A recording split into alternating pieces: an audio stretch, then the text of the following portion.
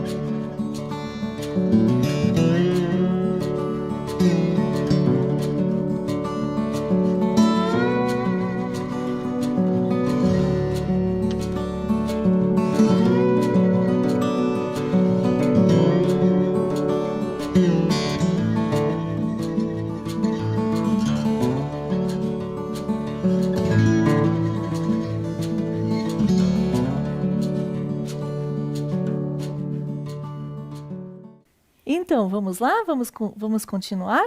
Como eu disse, a araucária é muito importante para a nossa cidade e para o nosso estado, Paraná. Tanto é que aqui ela é conhecida como Pinheiro do Paraná. É sobre esta araucária que nós vamos falar hoje.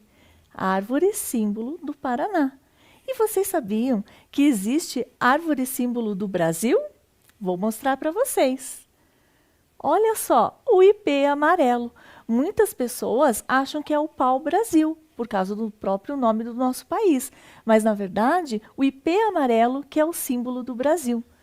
Esta árvore belíssima foi escolhida como símbolo do Brasil por ser encontrada em várias regiões do nosso país. E em Curitiba existe um arbusto com lindas flores, que é o manacá. Também pode ser conhecido como manacá de cheiro, manacá cheiroso. Esse arbusto tem essas lindas flores, mas vocês sabiam que também existe um falso manacá? O verdadeiro manacá, cuja flor é símbolo de Curitiba, ela tem as flores maior que o diâmetro das folhas. Esta é uma dica. E vocês podem encontrar esse exemplar de manacá, o verdadeiro manacá, no Jardim Botânico de Curitiba. Mas hoje é só uma curiosidade saber quais são as árvores, as flores símbolos de Curitiba e do estado do Paraná. Mas é sobre a araucária que nós vamos falar hoje. Lembra? A araucária, também conhecida como pinheiro do Paraná, como pinheiro do Brasil. Esta araucária tem como nome científico Araucária angustifolia. Olha só, aqui existem outras araucárias, porque o gênero é Araucária. Esta é a Araucária angustifolia, onde o gênero é Araucária e angustifolia a espécie. Esta que é a árvore símbolo do Paraná. Essas outras imagens aqui, que também são araucárias, não são o pinheiro do Paraná, ok? Mas hoje, como eu falei, nós vamos falar sobre esta linda árvore, que é imponente, que é inconfundível. Vocês já viram por aí, não é mesmo? Olha que imagem linda ao pôr do sol, em uma geada. Tenho certeza que vocês conhecem belíssimas araucárias espalhadas por Curitiba. Olha só. E esta araucária, ela possui um tronco reto, que pode ser entre 10, 20 metros. Lá em cima vocês vão ver a copa com esse agrupado de folhas e medindo do tronco até a copa, podemos chegar a uma árvore de 50 metros. O seu diâmetro também pode atingir até 2 metros de circunferência. Bacana, não é mesmo? Olha que árvore linda nós temos como árvore símbolo do Paraná. E é esta árvore, a Araucária angustifolia, que nos fornecem os pinhões. Os pinhões muito apreciados pelos paranaenses, não é mesmo? Olha só, hoje nós vamos aprender várias curiosidades, várias características específicas da araucária, o nosso pinheiro do Paraná. Mas, antes disso, eu quero falar para vocês sobre o orgulho desta nossa árvore.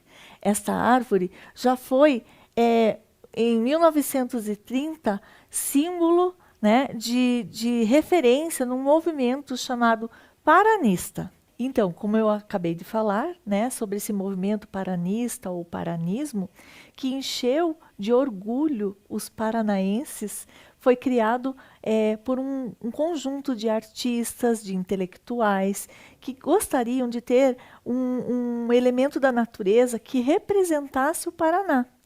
E nada mais, né, justo do que falar sobre a araucária, sobre o pinheiro. Esse movimento ganhou bastante força após a emancipação política do Paraná. Então, nós temos aqui, olha, uma ilustração paranaense que foi exibida em uma revista. E esses artistas da época, eles criaram um símbolo de um pinhão estilizado, tá? Que ele foi chamado de um estilo paranista, principalmente por João Turim, João Guelph e Lange de Morretes, que na verdade foi Lange de Morretes que criou esse pinhão estilizado, que eu vou mostrar para vocês na imagem de uma rosácea. Quem já viu essa imagem? Muitos de vocês, passeando pela rua 15 de novembro, encontram lindas rosáceas deste pinhão estilizado por Lange de Morretes, o estilo paranista.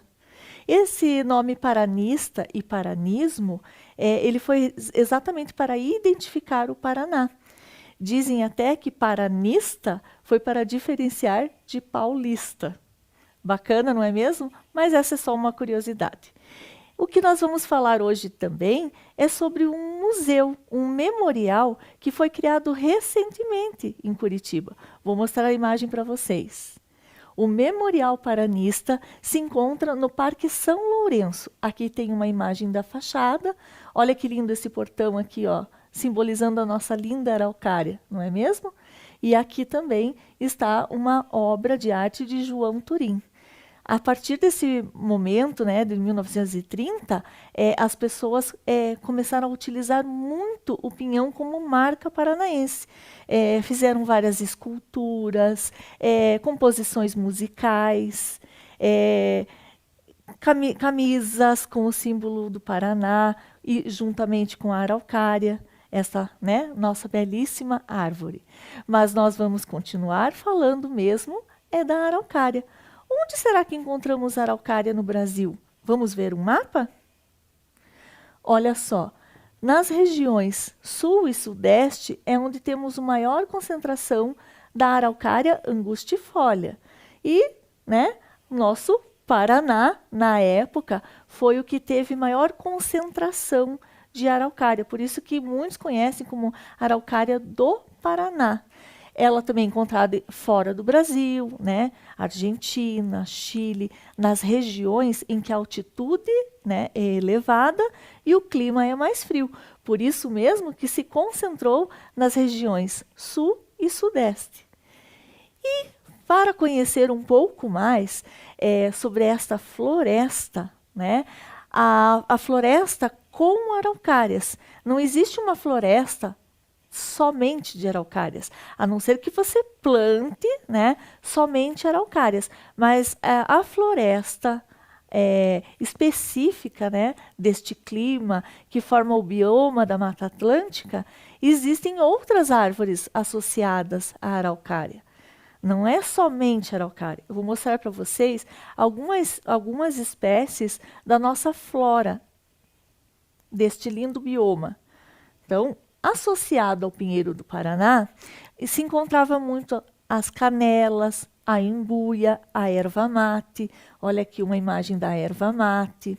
Xaxim, jacarandá, pinheiro bravo, que é um tipo de pinheiro parecido com a araucária, as orquídeas, as cactáceas e o gramíneo lenhosos. Essas pertencem à flora associada à floresta com araucárias.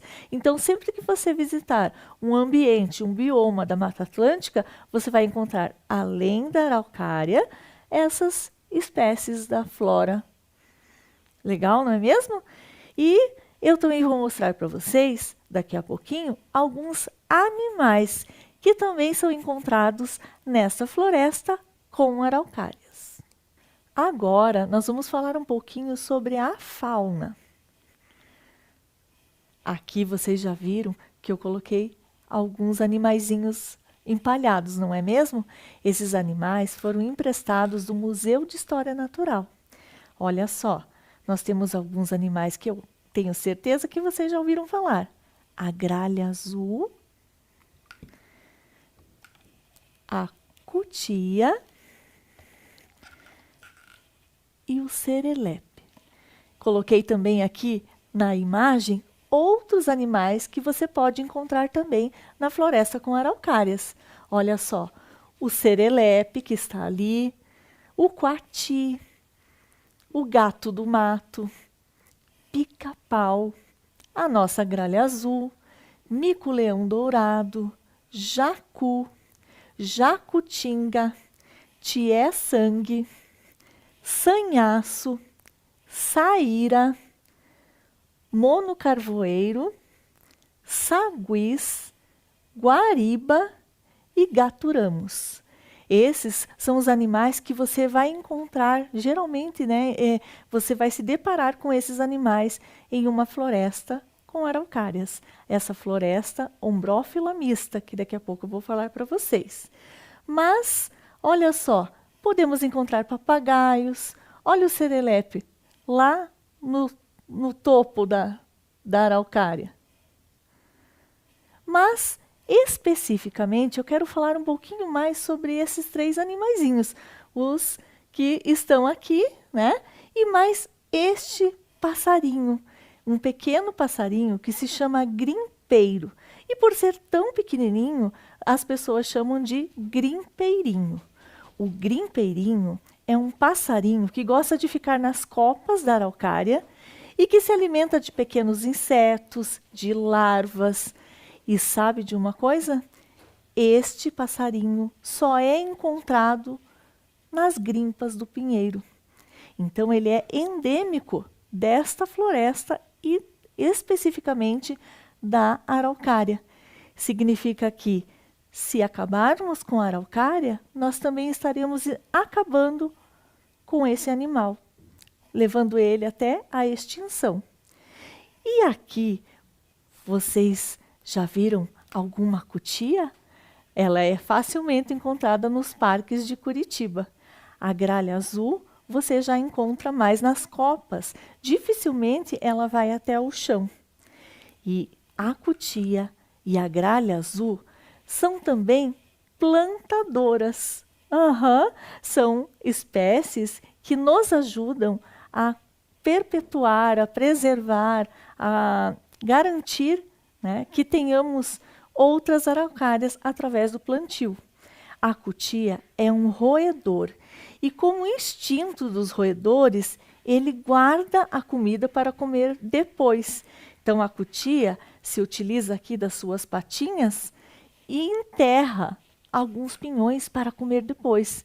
E o que acontece? Esses pinhões acabam com o tempo brotando. Legal, não é mesmo? Além dela se alimentar, ela é uma plantadora. Assim como a gralha azul. Existe até a lenda da gralha azul, que tenho certeza que os curitibanos e os paranaenses conhecem muito bem. Olha só que linda a gralha azul. A gralha azul se alimenta do pinhão e leva ele em seu bico. Às vezes, ela acaba derrubando, e este pinhão, ao entrar na terra, acaba então germinando e formando outros pinheiros, outros pinheirinhos, como dizem, né? E você? Você também ajuda a plantar? Quem aí já plantou o pinhão? Ah, estou vendo que muitos já plantaram. Mas temos algumas dicas bem especiais para que você tenha sucesso nessa germinação. Eu vou agora pedir para vocês sentarem confortavelmente para assistir um vídeo, um pequeno vídeo explicando, dando algumas dicas para esse seu sucesso. Vamos lá? Então, estamos aqui no Horto Municipal da Barreirinha, que pertence à Secretaria Municipal do Meio Ambiente. Vamos mostrar como cultivar uma muda de araucária. Ela é relativamente fácil. É somente você ter algumas embalagens, que pode ser um vasinho, uma embalagem de leite, uma garrafa PET cortada. Sempre lembrar que essas embalagens elas têm que ser feito um orifício no fundo para que a água escorra, e vamos encher essa embalagem com uma terra de boa qualidade. Enchendo essa embalagem, depois vamos posicionar o pinhão para ele germinar. Esse pinhão e a semente da araucária, a melhor época, a melhor forma de você ter ela bem madura é juntar embaixo do pinheiro. A posição ideal é que seja colocado de maneira horizontal nessa embalagem com uma pequena cobertura. Se a embalagem for um tanto pequena, nós podemos colocar ele de forma inclinada, para que metade seja enterrada e depois aqui ele vai germinar. Após a colocação da semente, vamos fazer uma irrigação abundante. E em seguida, colocamos essas mudas em um local semi-sombreado, pode ser embaixo de uma árvore, de algum arbusto, que devemos molhar aproximadamente 2 a 3 vezes por semana. Em 30 a 90 dias ela vai germinar e teremos uma muda de pinhão. Em um ano já teremos uma mudinha de aproximadamente 20 centímetros de altura. Em 2 anos ela pode já estar com 40 centímetros de altura. E depois, com isso, já pode ser levado a campo, escolher um lugar adequado para seu plantio e em aproximadamente 20 anos já começa a produzir o pinhão. E aí, gostaram do vídeo? Aprenderam muitas dicas? Muito bem, vamos prosseguir? Agora eu vou falar sobre algumas estruturas específicas da araucária, que vão contribuir para acontecer a germinação. Então, eu trouxe aqui para vocês uma estrutura chamada estróbilo. Existe o estróbilo masculino e o estróbilo feminino. Eles estão em árvores separadas, porque a araucária é uma planta dioica. Uma vai ser feminina, a outra masculina. Então, eu preciso desses 2 elementos para que tenha a reprodução. Eu trouxe aqui no meu kit para mostrar para vocês essas duas estruturas.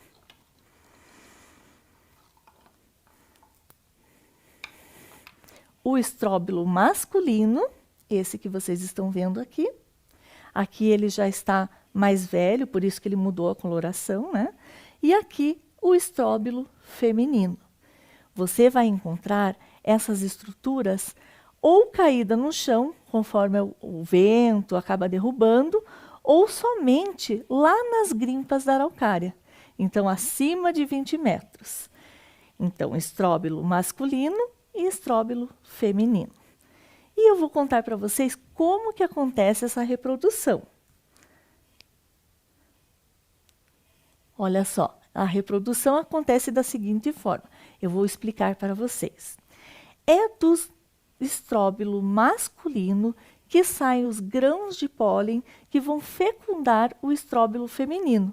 Então, olha só, aqui eu tenho um pouquinho desses grãos de pólen. Esses grãos de pólen estão presentes no estróbilo masculino. E quando chega a época, né, da sua maturação, ele vai ser lançado pelo vento até outra araucária que tenha o estróbilo feminino. E esses grãos de pólen, eles vão entrar nessa estrutura. Todos esses pedacinhos aqui vão receber os grãos de pólen. E é aqui que vai acontecer a fecundação. Então, lembrando, eu preciso de uma araucária macho e de uma araucária fêmea. Elas não precisam estar no mesmo terreno, elas podem estar de 100 metros em diante. Então, recapitulando, sai do estróbilo masculino os grãos de pólen, que são levados pelo vento até o estróbilo feminino. Os grãos de pólen vão penetrar e vão fecundar essa estrutura.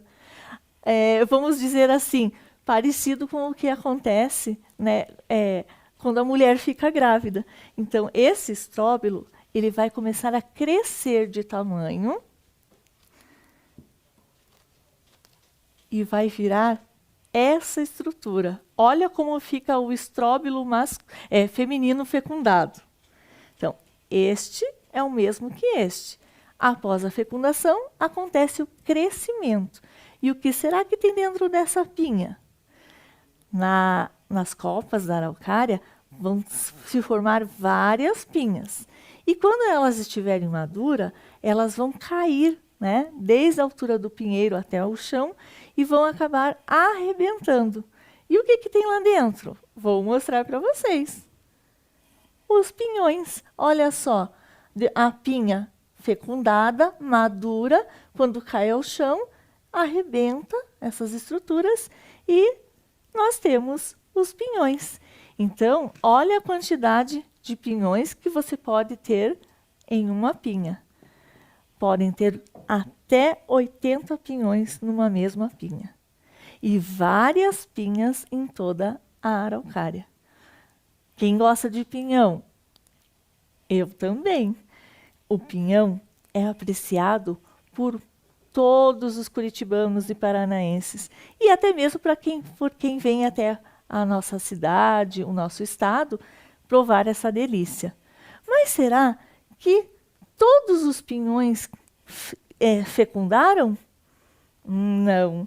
Como os grãos de pólen entram em toda essa estrutura, pode ser que alguns não consigam ser fecundados. E é o que a gente chama de falsos pinhões, também conhecido por falhas. Aqui eu trouxe algumas estruturas, ó, que não conseguiram ser fecundadas. Quando a pinha arrebenta, você vai encontrar as duas estruturas. Você vai encontrar pinhões que foram fecundados e falhas, como o próprio nome já diz, falhou, não deu certo, não é mesmo? Mas lembrei agora que eu não mostrei para vocês as grimpas. As grimpas nada mais são do que esse conjunto, né? Onde as folhinhas aciculadas em forma de agulha, né? A gente fala que elas espetam, quando secam, viram as grimpas, as grimpas do pinheiro. E são nessas grimpas que muitas pessoas assam o pinhão. O pinhão pode ser cozido, ele pode ser assado, eles falam sapecado, né? Nas grimpas, no sapê. Aprenderam bem como é que se dá a reprodução do pinheiro? Olha que linda essa imagem dos pinhões, não é mesmo?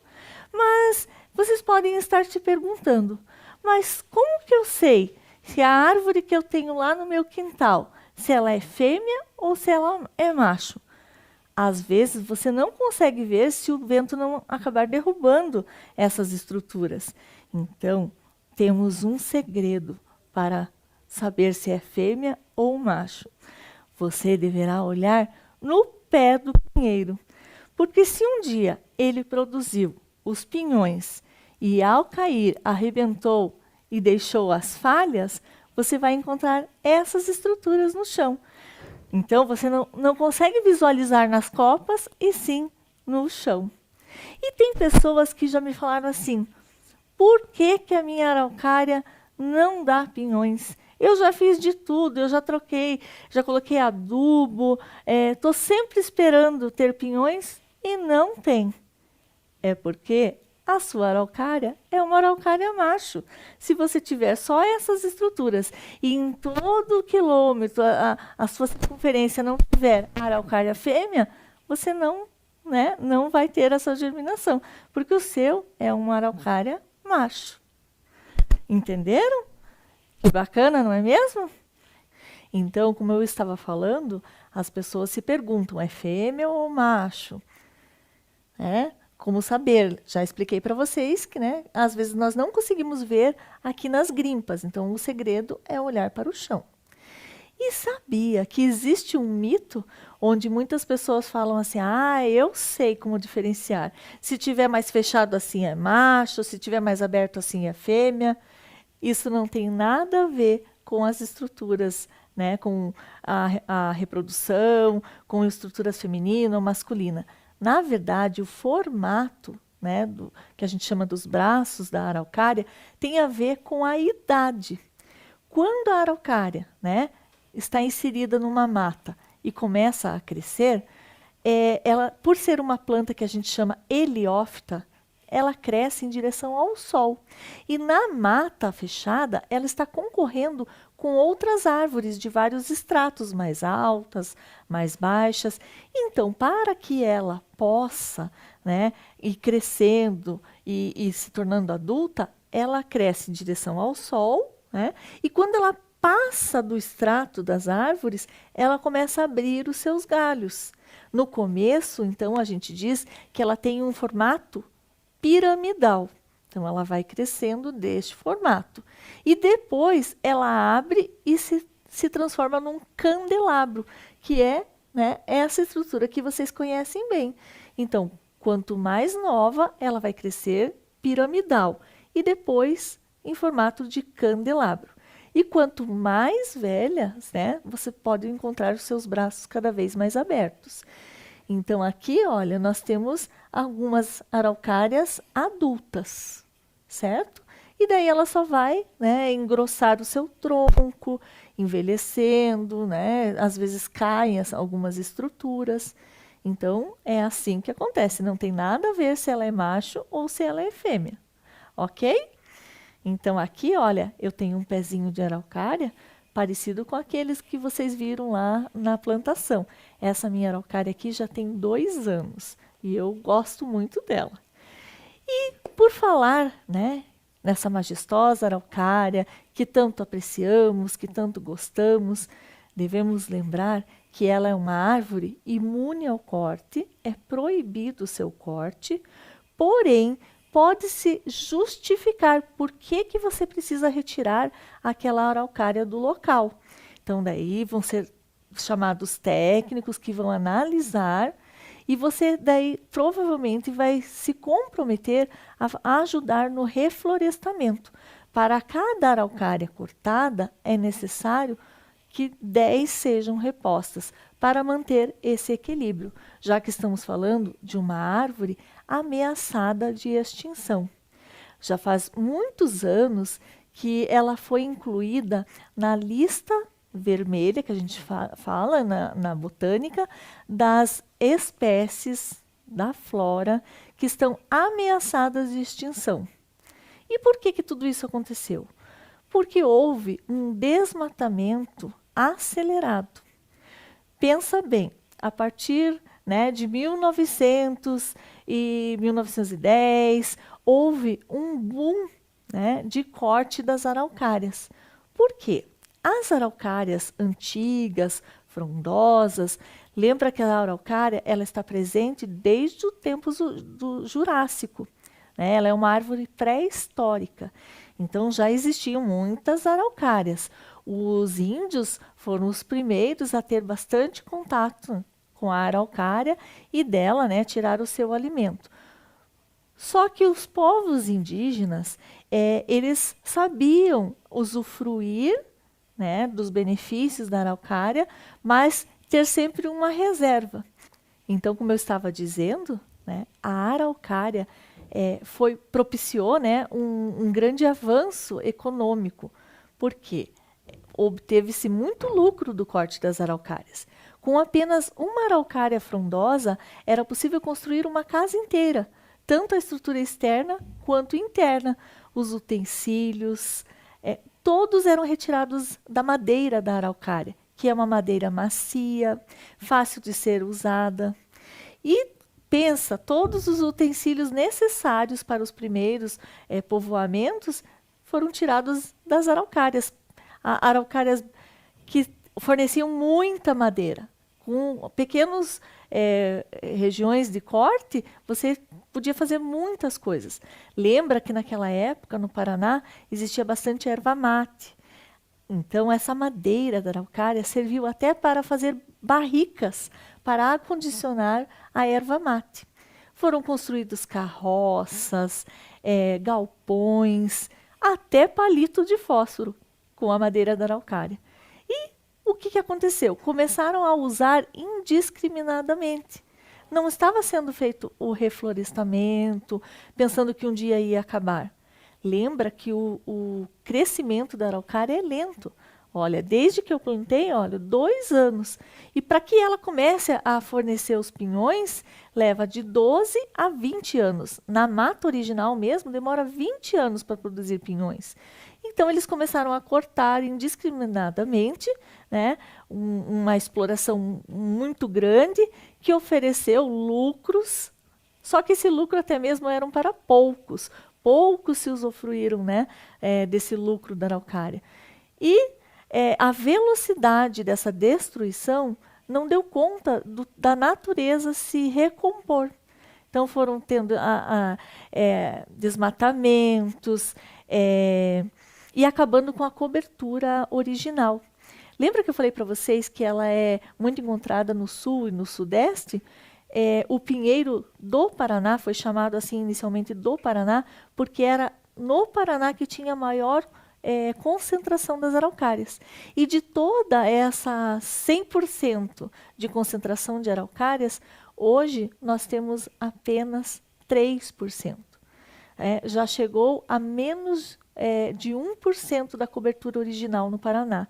Mas com o reflorestamento, com ações de educação ambiental, com ações de pesquisa, aos poucos foi aumentando, né, esse concentrado de araucárias. Tem até muita gente que pode olhar e falar assim, nossa, mas tem bastante araucária ainda. Mas pense que tem apenas 3% do que existia. E falando também, né, sobre essa lista ameaçada de extinção, nós devemos sempre lembrar, então, que é proibido o corte da araucária. E você sabia que você pode estar contribuindo para que ela não entre em extinção? Temos as ODS, que são os Objetivos de Desenvolvimento Sustentável, e nós estaremos colaborando para que não entre em extinção com algumas atitudes. Eu vou ler especificamente para vocês a ODS 15, que fala sobre a vida terrestre. Olha lá, objetivo 15 da ODS: proteger, recuperar e promover o uso sustentável dos ecossistemas terrestres, gerir de forma sustentável as florestas, combater a desertificação, deter e reverter a degradação da terra e deter a perda da biodiversidade. Viu como você pode contribuir? E pequenas atitudes, como não tirar a pinha antes do tempo. Você sabia que é proibido retirar da araucária antes do dia 15 de abril? Por que essa data? Porque é a partir de 15 de abril que acontece, né, a maturação natural, onde vai cair a araucária, arrebentar, e todos vão estar maduros e vão soltar os pinhões, as falhas, de maneira natural. Se você retirar antecipadamente, você vai estar não contribuindo para essa maturação natural. Olha só, vou mostrar para vocês. Então, nós estaremos preservando a floresta de araucárias se você não colher antes do tempo. Olha só, aqui tem a imagem de uma pinha que foi retirada antes do tempo. Ela precisa estar madura para germinar. Então, você contribuindo com a natureza, o curso natural vai acontecendo e não vamos estar interferindo, ok? E eu trouxe para vocês uma curiosidade. Sabia que teve um senhor que conseguiu fazer um bonsai de araucária? Vou mostrar para vocês. O senhor Renato está aqui exibindo a sua araucária. Ele demorou 25 anos para conseguir chegar, né, nesse formato de bonsai. Bacana, não é mesmo? Senhor Renato representou em um grande congresso a sua obra-prima, a sua araucária. Ele também é apaixonado pela araucária. E vocês, né, gostam de comer pinhões, como a gente já havia falado, e temos também a culinária. Olha lá, os nossos lindos pinhões, a semente da araucária, tão apreciado, cozido, assado. E você sabia que Curitiba já sediou chefes internacionais de cozinha para mostrar as suas delícias da culinária? Mais uma curiosidade, não é mesmo? Então vamos à atividade? Agora você vai pegar aquele material que você deixou separado. E que tal fazer uma linda ilustração sobre a araucária? Depois de ver vários elementos, conhecer um pouquinho mais, agora vou sugerir que você faça um lindo desenho. Você pode fazer uma ilustração em diversos ambientes. Você pode fazer, de acordo com o movimento paranista, uma rosácea, um pinhão estilizado, né? Você que vai ser o artista. E também, como sugestão, como você conhece algumas culinárias, né, paranaenses que utilizam o pinhão, com certeza você deve ter alguma receita especial. Que tal colocar essa receita no papel? Vamos lá? Olha só, registre no seu caderno uma receita que tenha como um dos ingredientes o pinhão. Vamos lá, mãos à obra?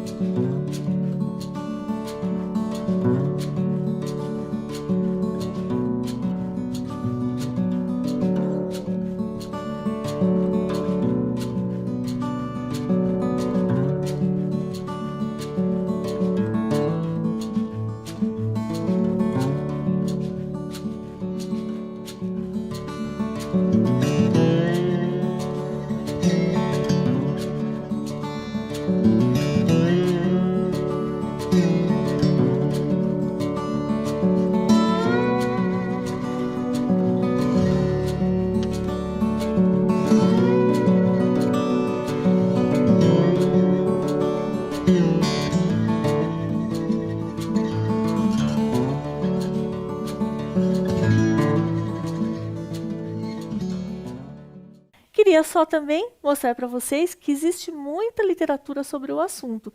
E você pode se aprofundar mais, pode plantar, não é mesmo? Agora, olha só, eu coloquei na tela e aqui na mesa algumas curiosidades de livros, livros de literatura infantil, juvenil, livros técnicos. E aqui, pessoal, eu trouxe um pouquinho para vocês sobre a vasta possibilidade que você tem de se aprofundar. Olha aqui, tem vários elementos, vários livros, né, que vão falar desde a culinária, vão falar especificamente daquelas aves, lembra que são endêmicas da região, endêmicas da floresta com araucária. Olha o grimpeirinho aqui, tem sobre a gralha azul, você pode se aprofundar mais especificamente sobre as aves. Você pode encontrar livros que vão associar ao nome Curitiba, né, da origem do nosso nome, da nossa cidade, por que que ela tem relação com os pinhões. Você vai encontrar livros, né, de literatura infantil que mostra para vocês o ciclo da araucária, todos os cuidados que nós devemos ter para a preservação. Nós temos livros técnicos que você vai encontrar bem detalhado, né, sobre a araucária. Temos livros de ilustração botânica, que você vai encontrar não só a araucária, mas belíssimas paisagens das árvores de Curitiba, as árvores imunes ao corte. Já tivemos publicações, já tivemos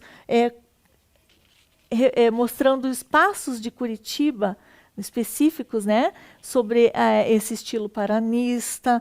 Você vai encontrar um pouquinho sobre o folclore da região, sobre toda a importância que os paranaenses, né, ressaltaram das suas origens, né, memórias afetivas. Tenho certeza que você tem muitas memórias dessa belíssima árvore. E eu, pessoal, fico por aqui. Você pode encontrar livros nos Faróis do Saber, né? E a nossa aula terminou. Eu deixo aqui o meu abraço, né? Que vocês continuem se cuidando e nos veremos em outras videoaulas do programa Linhas do Conhecimento. Muito obrigada e tchau! Som de água caindo de cachoeira, paz e calmaria. Tudo isso dentro da cidade. Esse é o Parque Vista Alegre. No bairro, também com o nome de Vista Alegre, o parque foi criado há poucos anos. É uma unidade de conservação com 100 mil metros quadrados, sendo 70% de sua área recoberta com vegetação nativa. Com muita área verde, o espaço tem uma cachoeira de 7 metros na pedreira, com um deck para contemplar a vista. O parque tem brinquedo para a criançada, pista de caminhada, ponte, portais e estacionamentos. Para quem vai de ônibus, as linhas mais próximas são Fredolin Wolff e Raposo Tavares. Curta o Parque Vista Alegre e curta Curitiba!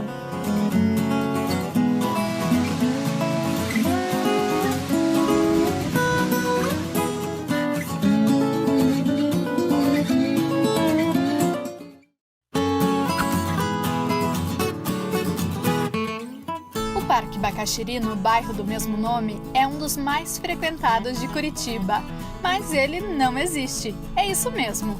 O conhecido Parque Bacaxiri é, na verdade, Parque General Iberê de Matos. O nome de referência é porque, antes de ser um parque, o local era conhecido como Tanque do Bacaxiri. O parque tem uma ampla área verde, com um lago de 22 mil metros quadrados e muitas opções de lazer para toda a família. Tem parquinho, cancha de areia, pista para caminhar ou correr e equipamentos para se exercitar. Também tem quiosques com churrasqueiras e lanchonete. É lazer e diversão para todos os gostos. Para quem vai a pé ou de bicicleta, o acesso principal é pela rua Paulo Naldoni, onde fica o portal do parque.